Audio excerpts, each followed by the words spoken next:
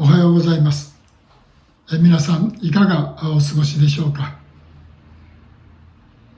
今日はイエス様が私たち一人一人の生活に関わり、そして最善をなしてくださるという点についてお話ししたいと思います。まず、ローマの信徒への手紙8章28節をお読みいたします。神を愛する者たち、つまりご計画に従って召された者たちには、万事が益となるように共に働くということを私たちは知っています。このようにパウロは述べています。これは新共同訳聖書ですが、新海訳聖書によりますと、神がすべてのことを働かせて益としてくださると私たちは知っています。というふうに訳しています。若干ニュアンスは違いますが、私たちにとって益となるように神が働いてくださるということを語っています。そしてこれは主の約束でもあります。私たちはイエス様が常に守っていてくださるから、苦しみや悲しみに遭わないと、そう信じている方もいるかもわかりません。けれども、現実には私たちは苦しみに遭い、また苦難に襲われ、悲しみ、希望を失うというようなことも起きます。そうであっても、私たちはイエス様から見捨てられたのではありませんし、また見放されたのでもありません。神の栄光が現れるために、そういったところも通っていかなければなりませんし、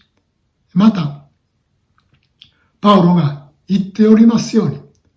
すべてのことを働かせて、そして益としてくださる主ですから、私たちはこの主の言葉に目を留めて、何が起きてもイエス様に望みを置き、イエス様に導かれて歩んでいきましょう。帰国しまして、明日で14日になります。厚生省が要請している14日間の待機期間が過ぎますので、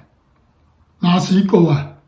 自由に外出もできるようになります。振り返ってみますと、イエス様が私が渡米するという件におきましても、最善をなしてくださったということを、心から感謝いたします。昨今のように感染者が増加傾向にあるなら、私も渡米するのは躊躇したことでしょう。ロサンゼルスでは昨日も2000人余り、今日も2400人近い方が感染したとの報告があります。日本においても日々増加傾向にあります。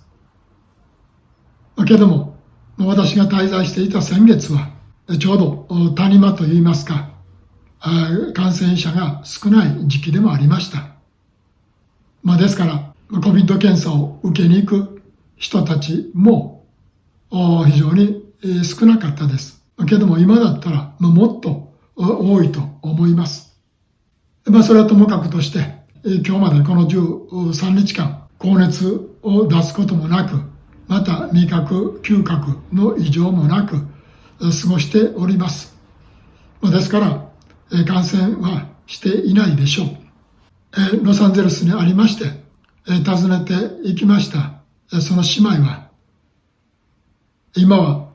ホスピスケアの状態です。しかしそこに至るまで、イエス様は確かに、その姉妹にも働き、姉妹の上に、またご家族の上に最善をなしてくださっていると思い、そのことは非常に感謝しております。今回、そのお尋ねした時の画像をアップしたいと思ったんですが、いろいろの点で、問題になればいけませんので、あげることはいたしません。けども、そこに至るまで、2、3ヶ月前でしたか、姉妹は骨折され、入院されました。その時、手術をするという医師の勧めを、私が相談されて、やめた方がいいとも言いましたし、ご家族の人たちも手術はしないという決断を下されました。担当の医師にとっては、それは面白くなかったのでしょ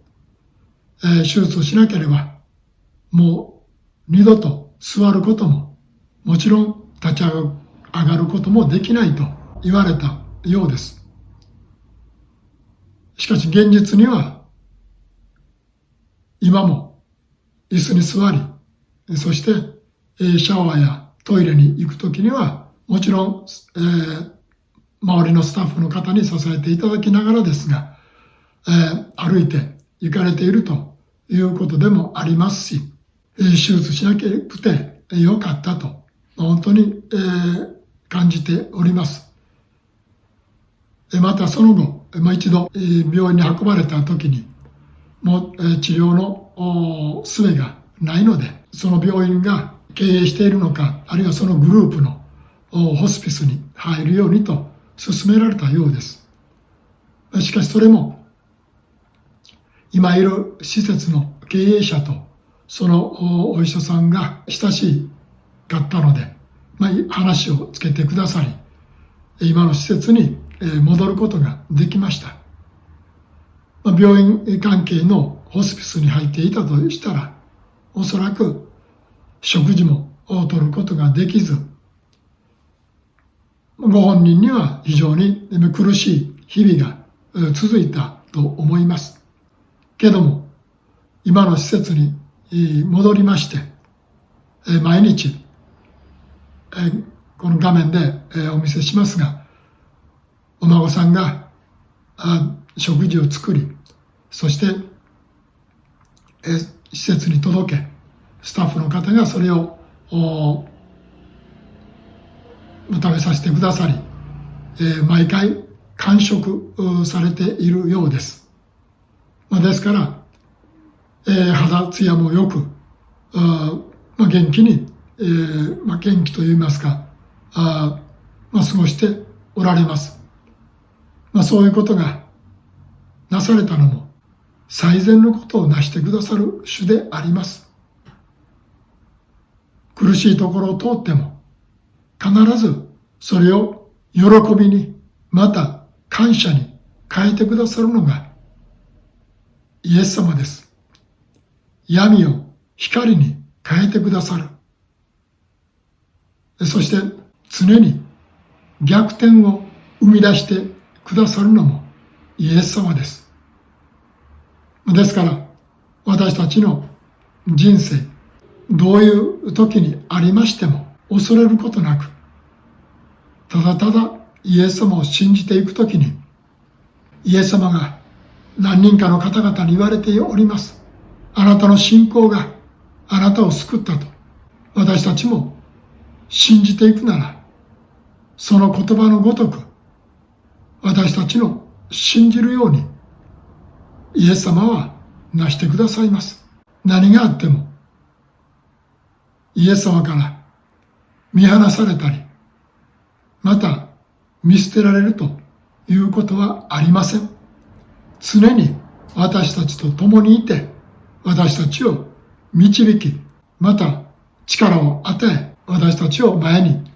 進ませてくださいますから、これからもイエス様を見上げ、イエス様を信じ、イエス様に感謝しつつ、また賛美を捧げつつ進んでいきましょう。これからだんだんと寒くなります。また第3波と言われておりますように、この日本でもコロナウイルスの感染が拡大しつつあるようです。そういった疫病からもイエス様がお一人一人を守ってくださいますように、また様々な病からも守ってくださるように祈って進んでいきたいと思います。では、イエス様からの恵みと憐れみ、そして平和が豊かでありますようにお祈りしております。ハレルヤ。